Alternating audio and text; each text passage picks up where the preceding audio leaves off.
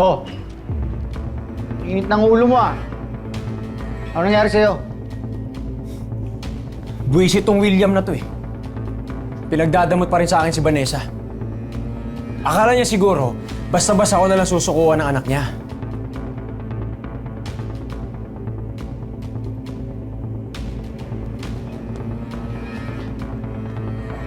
Yun lang.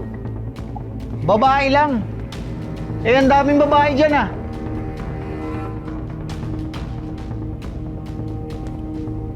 Yan lang talaga sasabihin mo.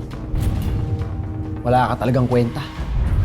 Alam mo kung nabubuhay pa yung tatay ko, sigurado ako gagawa ng paraan yun para makuha ko si Vanessa. Ikaw, wala kang silbi. Hoy, huwag mo ako itutulad sa tatay mo ah. Kung siya madali mong mauto, ibahin mo ako. Magpasalamat ka, naging pamangking kita. At ikaw na lang ang natitira kong kadugo. Pero pag napikon mo ako, pakakapitan kita sa talaba.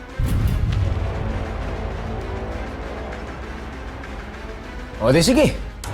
Total, ikaw naman ang magaling. Chong. Ano pwede kong gawin?